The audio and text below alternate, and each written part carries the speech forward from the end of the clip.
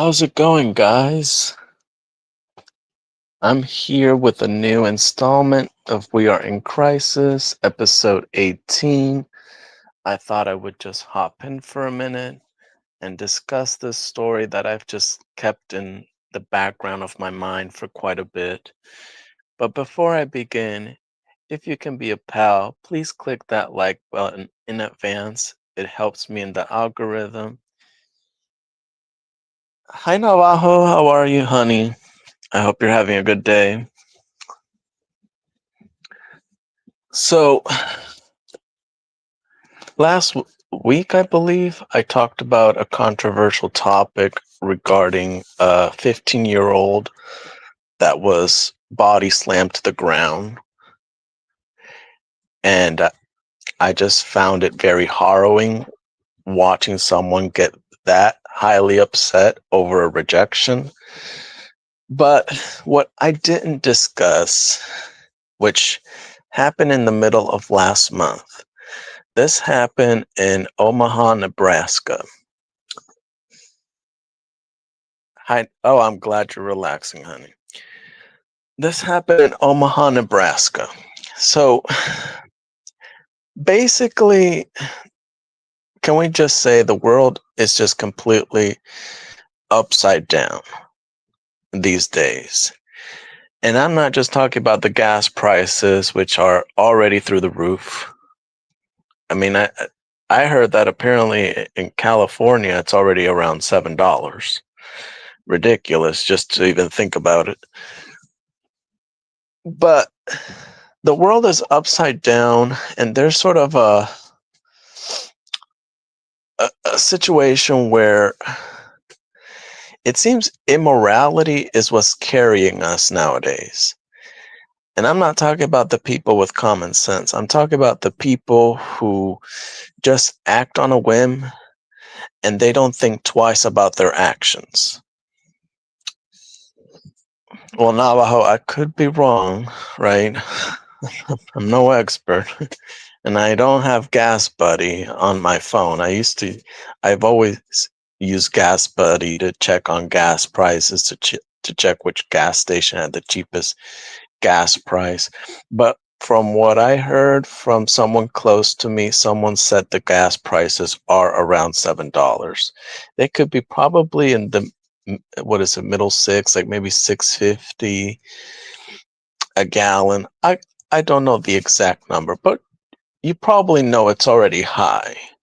I mean, where I put gas, it's already at $5. So I wouldn't be surprised if California is $6 at the very least. So I'm here because I really wanted to discuss a situation that it really just leaves me speechless, how we are living in dire strait these days. People are just losing their minds, and they're ready to use that insanity plea once they completely lose their marbles. And I'm not here to diminish mental health, right? Mental health can affect anyone at any age, at any time.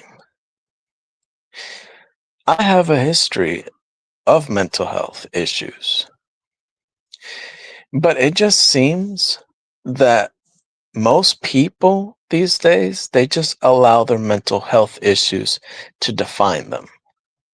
And once they go through the act, they want to go straight into that insanity plea.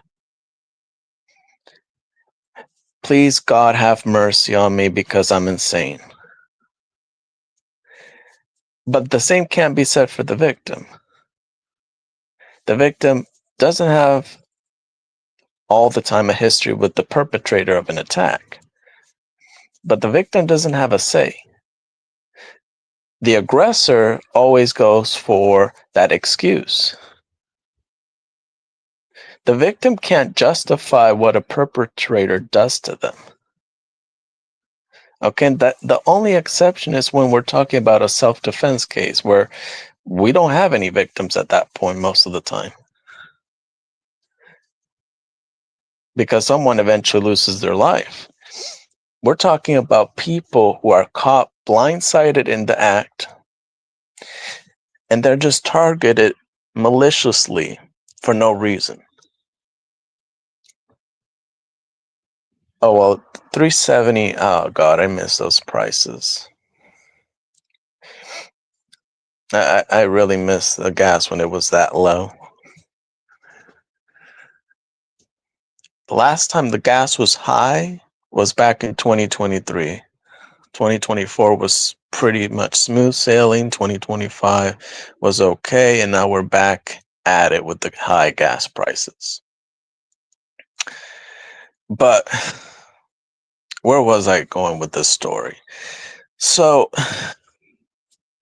this story from Omaha, Nebraska caught me off guard, and I just kept skipping it. I kept forgetting to address it.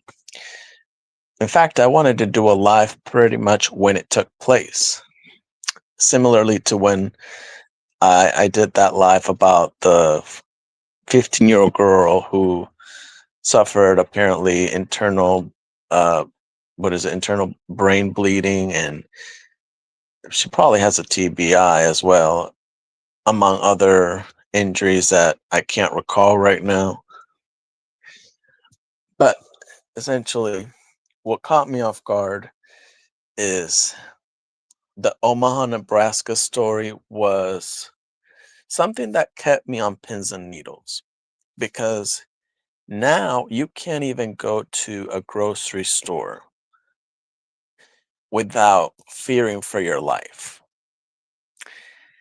And I know that a lot of people say, well, this is common, this always happens. Maybe that is true, and I may not be able to refute that fact.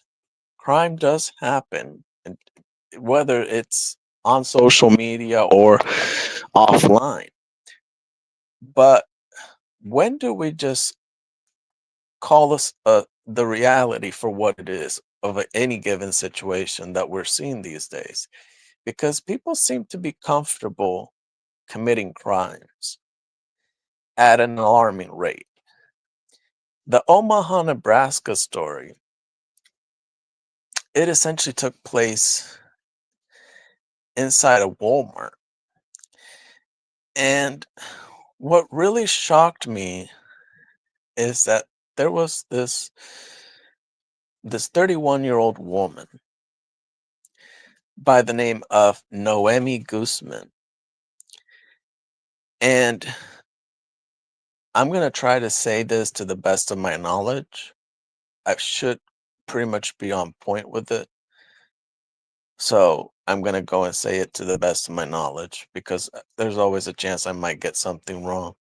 But essentially, the story goes she grabbed a knife she, and she ended up going to an aisle where she started to brandish the knife at a woman who was, I believe, the guardian of a 3-year-old. And eventually, the lady who was brandishing the knife ended up taking that lady and the 3-year-old who was inside the cart outside of the store. And what really sickens me about the story is that this happened around 9 a.m., or at least close to 9 a.m. This happened early in the morning. Police obviously got two 911 calls, and eventually they made it to that Walmart, which was, from what I remember, located on 72nd Street. They go there, and to make matters worse, this 31-year-old woman threw her life away. I mean, she really, I don't know if we've become more daring these days where we don't really even process accountability anymore. It just sort of it skips over our minds completely, or it just goes over our heads, if you will. Because she was given an order to drop the knife, and she refused to do it. She didn't listen to the the police when they requested her to put the knife down. Instead, what she did was that she ended up gashing, I believe, the face of the 3-year-old, and I believe it pierced his ear, and he ended up probably with a slight piercing on his hand.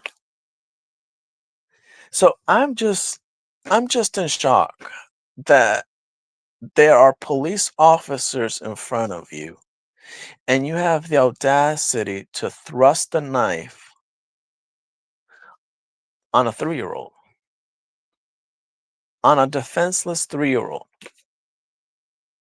This reminds me of that story from this lady from Ohio. She was at the time, I believe she was 37 years old. She was Bianca Ellis, and she was a lady who targeted a family who left a grocery store. I believe it was Giant Eagle, and she used an 8-inch butcher knife, and she ended up stabbing a 3-year-old from the front and the back. And I believe she also injured the mother, but it was on the shoulder. So it just really surprises me how people act these days. There's no accountability for their actions. It's always someone else's fault. I mean, I feel that with mental health, if it's gotten to this point where we're willing to just use the plea for insanity, which I think we need to get rid of that completely. Because what the plea of insanity is doing, and I'm not saying it's intentionally influencing people to commit crimes because they're pretty much already insane, but they're feeling comfortable committing these crimes. They're not thinking twice about the consequences. And most of the time, if you've watched any true crime, you see what happens in most of these cases. One of the most common Google searches is basically people saying, like they're looking for like a loophole to see if they can get out of a situation. And one of the main searches is, uh, how can I obtain a plea of insanity? There's a certain wording to it. I don't know the exact wording, but most of the time they are searching for a way to use a plea of insanity to basically escape whatever sentencing they may face later on. And I'm just thinking to myself, it can't be mental health if you decided to do the Google search in the first place. But the bottom line is, it's always mental health. And again, people are different. Not everyone has thick skin. Some people's skin is made out of jello. They're very sensitive and they don't realize the extent of their actions once the consequences arrive. But this is why we need to take different measures here, because people are getting too comfortable committing the crimes. And I'm not going to say it's worldwide, but something that used to be more common during the after hours of any given day, now in broad daylight, you're seeing people brandishing a knife while you're just minding your own business, doing shopping, not caring about anything else outside of what you're trying to get done for the day. And now you basically need to look over your shoulder and make sure no one's threatening you. I mean, that shouldn't be the type of world anyone should live. But this is essentially the world we are living in, where you could just be minding your business and you might be in the crosshairs of someone who's just mentally insane. But they don't care about what they're doing in the moment. They just care once they fear consequences knocking on their door. That's when they care about, oh, where the plea of insanity. How can I use the plea of insanity to get a lighter sentence? And I'm just thinking, if people are just this insane in general, which, look, people are born differently, people experience things differently, but to always use mental health or the plea of insanity as an excuse revolts me, because there are people who have had it hard, who've always had it hard from the beginning of their lives. And they've had to deal with a lot of obstacles. And they never once decided, you know what, let me flip my lid here and just ruin my life because my mental health told me so. It's always mental health told you to do something, not only to ruin your own life, but to destroy the life of someone else who didn't deserve your outrage in the first place. And so when I see these type of cases, when I see people committing these crimes comfortably, when a police officer tells you put the knife down, and Naomi Guzman, she didn't give a damn. In fact, she basically, I don't know if she was doing this because she was just so fed up with her life. She created this whole situation in her mind, and she decided, well, I'm going to just create this situation from start to finish, and the finish line is provoking the cop to shoot me at the end of the story.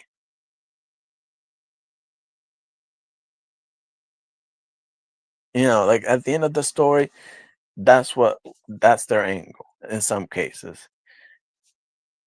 Again, you can't read people's actions. You can't tell why they went that far.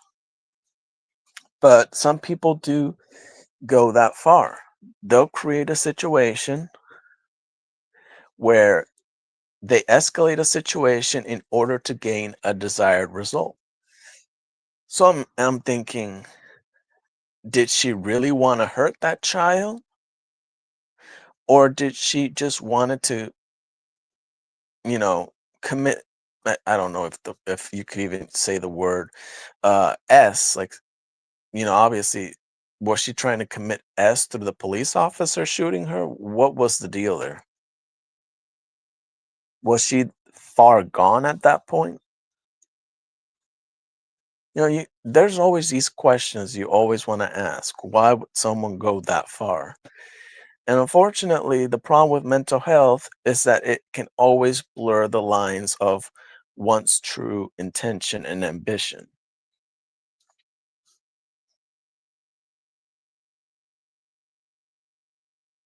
Oh, I'm sorry to hear that. I hope that he or she is doing well, Navajo. I, I hope that they're doing well. But again, it surprises me how this lady, 31 years old, brandishing a knife in broad daylight and traumatizing a 3-year old.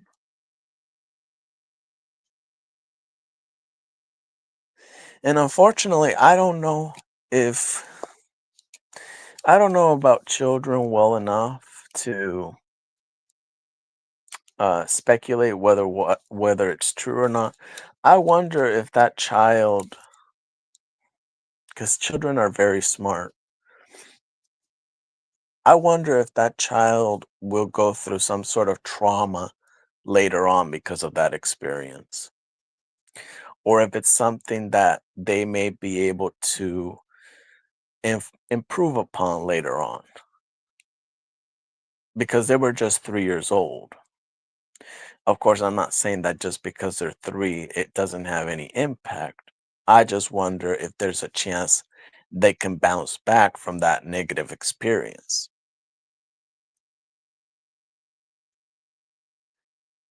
Yeah, it could be psychosis. I could definitely see that being the case. My diagnosis for people these days is that they're just batshit crazy. That's my diagnosis. They're just batshit crazy. And of course, I don't mean to be insensitive towards people who have mental health issues. I've had mental health issues as the day is long. I mean, I've always had them, and there are days where it kicks my butt and I don't know how to stand up, wake up the next day feeling capable of handling what's in front of me, but I do it. And I don't take out my aggression on others, and I don't blame the world for my problems. But these people do it very comfortably. These people don't think twice about the lives they destroy until, until they're served charges. That's when sort of their mind sort of wakes up to reality. Like, oh my God, now I'm facing jail because I committed a crime, because I ended up costing someone's life through these actions. But before then, it was a free for all. They didn't care about the consequences. The consequences went over their heads. But we see this lady, Naomi Guzman, outside in the parking lot with a knife in her hand. Police tell her, drop the knife. And instead of dropping the knife, she eggs them. She gashes the child with the knife. At least I believe it was 2 to 3 times. She thrusts the knife at the child. And then that's when police decides to shoot her. They shoot her. They shoot her and she ends up dead. And honestly, that could have been avoidable. Again, maybe it was a mixture, and I'm not saying this as an expert. This is just my alleged opinion, and I could always be wrong. Maybe this was drugs and mental health issue both going hand in hand. Again, I don't know the extent of her issues, but this is the world we're living in, where you could just be doing grocery shopping, minding your own business, and before you know it, you or a family member of yours could be in grave danger because of some lunatic roaming the streets.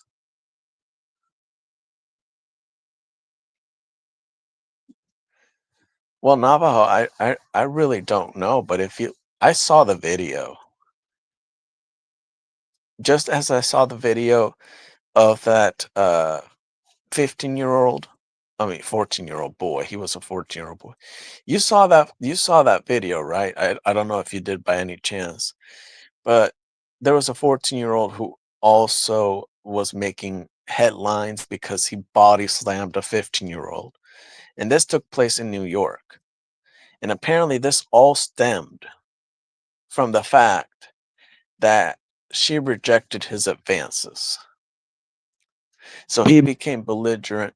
He grabbed her from the back and then he body slammed her to the ground. And then he had the opportunity to walk away because he already made the situation look worse for wear. But he decides He didn't get enough of his lick back, so he proceeded to stomp her head with his shoe. And I'm just thinking to myself, dude, this is in broad daylight. I mean, this over a rejection, right? I mean, this is just insane to me. No, that did happen. That was I believe that was East Harlem, New York City. And that happened around well, I guess the middle of the afternoon. So it was around 3:30 p.m. their time. And all of that because of a rejection. He got in her way, right? She was just walking through. He got in her way in front of her, didn't let her go through. She walked around. She tried to go a different route. And then he chased her because apparently they had a brief conversation. Once she decided to go to a different route, he chases her. And then he grabs her from the back and then body slams her to the ground. And then after a minute or two well, a minute or two, I'm exaggerating. After a second or two of thinking what he wanted to do next, he decides, well, let me just stomp her head. And I'm just saying, look, we're there's a lot of degeneracy going on. And the bottom line is, this is not mental health. The bottom line is, this is degeneracy. This is just basically thinking the opposite of, you know, of someone's actions and turning it into something else. So people who do wrong, they think they're actually doing right. These people correlate bad decisions, bad actions as something good or virtuous. We know it's not virtuous to stomp someone in the head, but clearly in their minds they think it is.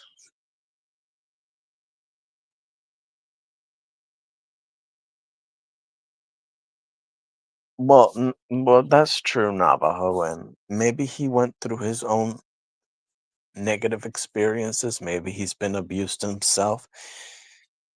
There's a lot that could be going on, but I think the biggest issue we have, and I don't want to sit here and say that, what is it? Every young parent is a bad parent, right? I don't want to go to that polar opposite, because I feel that any person, any parent from any age bracket can be a bad influence.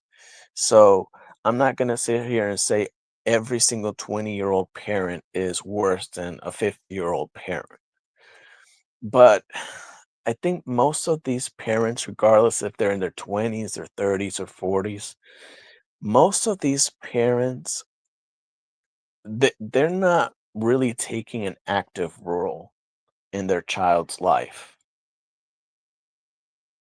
A lot of them are, but I feel that most of them nowadays, what is the best word I can use? It just feels that they sort of take a backseat approach to parenting. Sort of as if, uh, I'm not going to say that being a helicopter parent is ideal for any child, because I had helicopter figures in my life and that just screwed me up completely. But we have a lot of parents who are just very um carefree in the worst way. They act as their child's BFF instead of an actual parent, enforcing the rules and enforcing boundaries that need to be followed. That's essentially what's going on. A lot of parents just want to coast. They want to coast, and the reality is, I get it. Sometimes you working your butt off and you just don't want to deal with everything else around you. But if you have kids, regardless of your age, You need to put some time aside and teach these kids manners, teach these kids morals, teach them something. Because once they start growing up, it's hard to dial back the bad behavior once they get to that point. Once they reach maturity, once they start reaching, those critical ages, 12 to 14, like that's when you're going to see signs of whether or not this child is heading into the right direction or not. And most of these parents, some of them are busy, some of them can't help it. I don't think every parent deserves to be bashed completely, but there needs to be a level of accountability. There needs to be a level of accountability because these kids, they're just not thinking. They're not thinking these days. They're, you know, Parents need to sit down and they need to start telling their kids, especially people who are growing into their teens, you're going to get rejected a lot. Life is not going to always, it's not always going to be sweet to you. It's going to be bittersweet at times. And you just need to know how to roll with the punches. And that's essentially what they need to teach kids. Because if not, then the kids are just going to think that they can do anything they want, or they can do as they please. And that's the problem. There's no structure. There's no structure in these homes. And maybe the parents didn't have any structure growing up. That's also a possibility. But if nothing changes, everything's just going to get worse. And I always say, you could be your child's friend, but that should only happen once they grow up. Once they grow up, you can be your child's friend because at that point they are an adult. But you just can't be friends with your child. Sometimes instead of holding their hands, you have to wag your finger at them. You got to tell them when they're wrong and you have to correct their bad behavior, or else they think they'll be above the consequences as they grow up. And their minds, if they get to that point, their minds are going to think that consequences don't apply to them. It applies to others.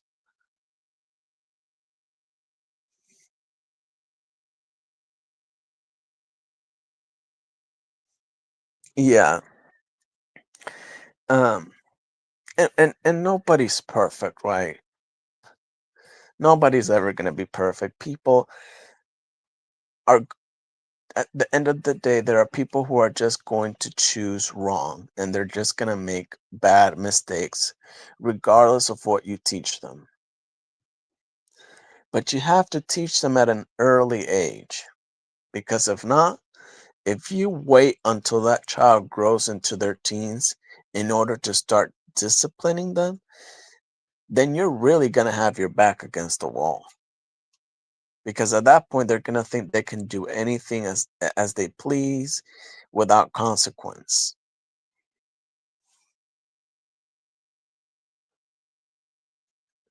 And I'm a firm believer that something might need to take place.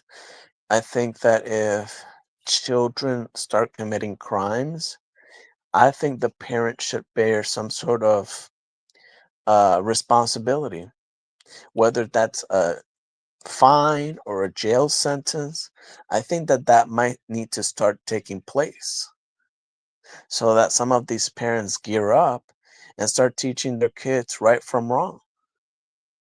Because some of these parents just, some of them don't do it intentionally. Sometimes it's completely out of your hands because sometimes that child is just unruly. They won't listen, they won't obey, they're just far gone. But most of these parents, especially the younger parents of this generation, they just think that, okay, being my child's friend is more important than actually being a parent to them. And that's a problem we're having because these parents who have that mentality, they're coasting through the parental process. They're just thinking, like I just have to wing it until they're 18. But if you wing it until they're 18, then essentially chances are you just created a degenerate specimen. You just let go of a degenerate 18-year-old into the streets. And because they might know right from wrong, but they can't tell consequences from a mile away. Their minds, they're not it's not developed enough to register consequences. Because if consequences don't start from the household, then what makes you think they're going to care about the consequences from the real world? And the problem is, by that point, they might not care. And that's when the jail sentences happen. That's when they get themselves in financial debt. And then they end up, in some cases, getting themselves involved with people who ruin their lives. And that's when their lives go south. And this isn't to say that every parent takes that approach. Sometimes a parent can be good and a child will turn out differently.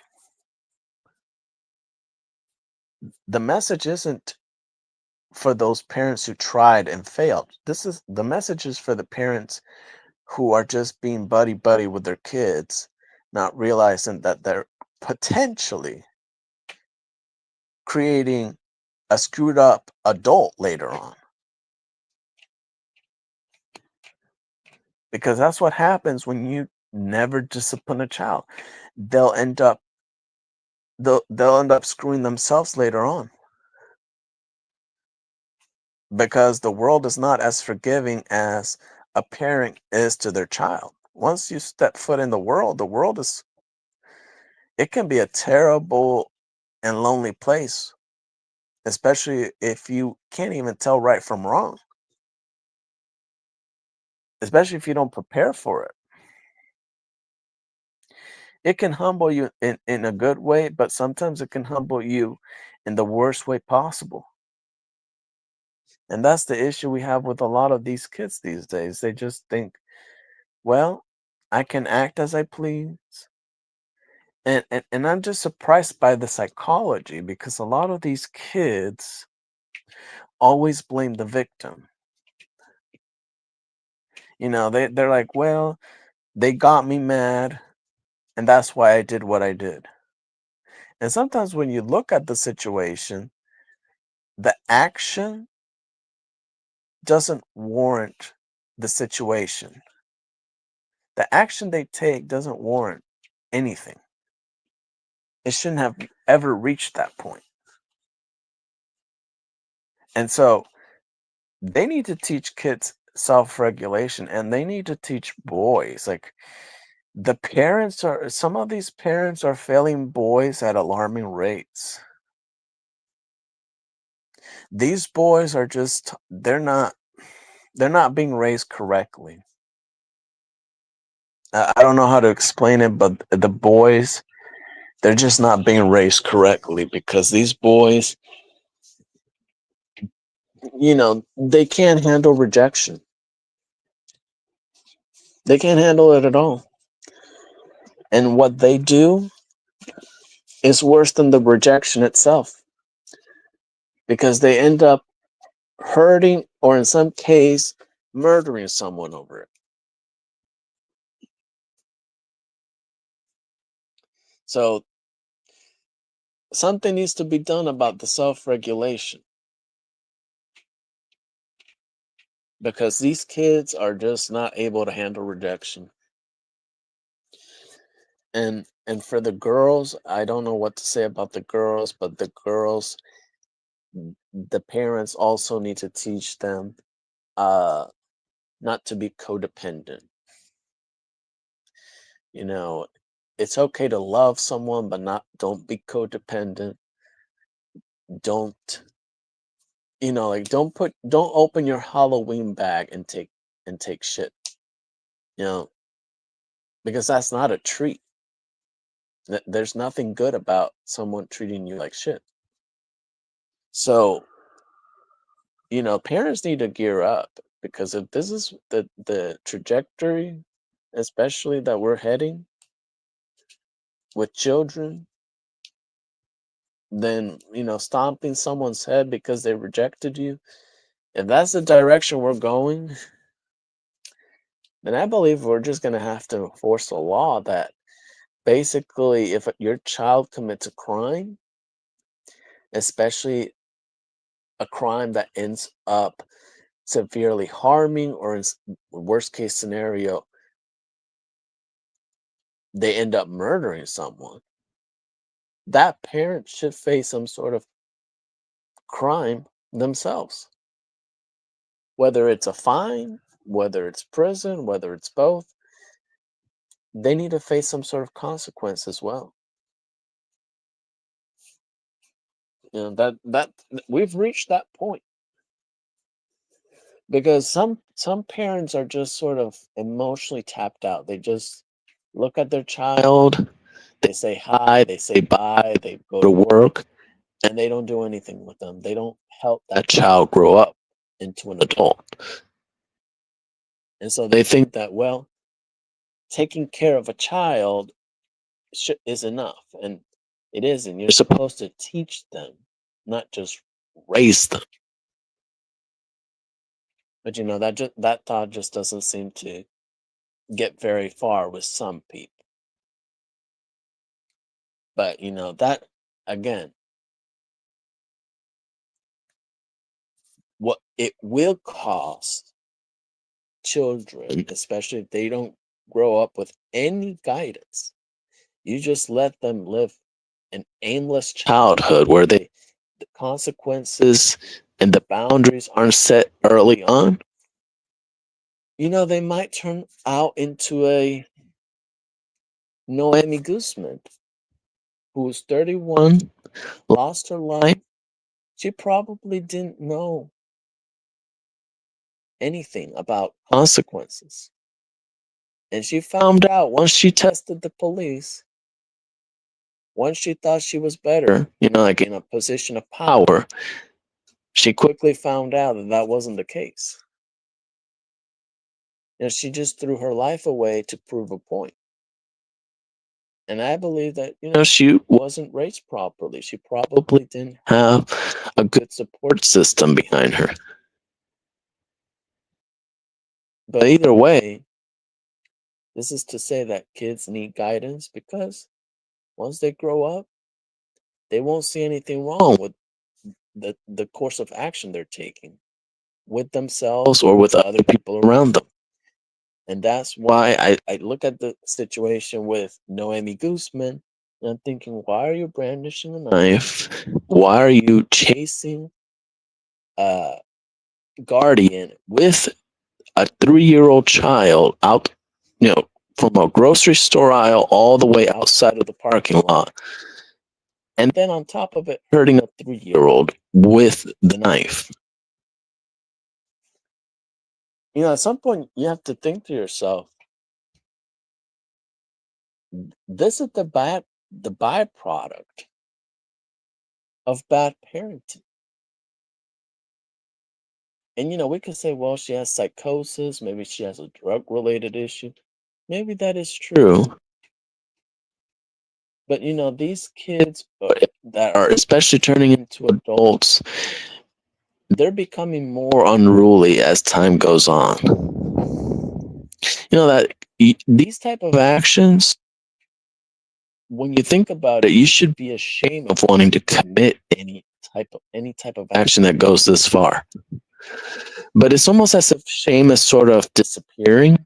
It's sort of null and void. It doesn't exist in the same capacity as, let's say, 10, 20, 30 years ago.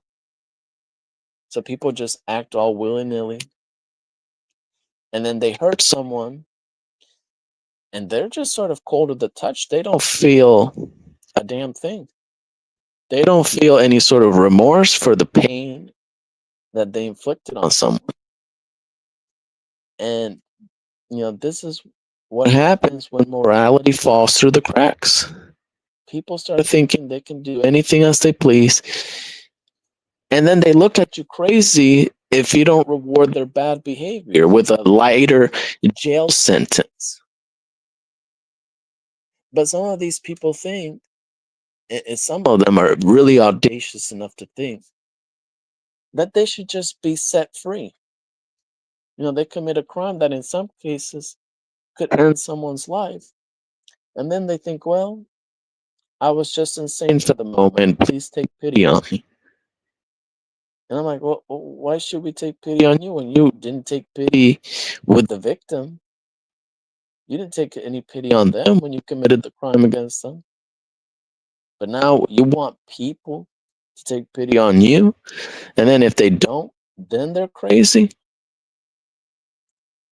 That's why I say our world is upside down. And so when people tell me, oh, that's just human nature, or that always happens, or that's always been happening, we're just seeing it now because social media is so prevalent these days.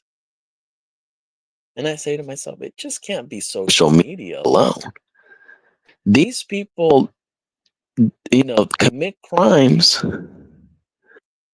over the silliest things. Over rejection. That's essentially what's happening. And when you think about it, lack of self-regulation usually starts at home. And once they're no longer home, they take that lack of self-regulation and they take it into the real world.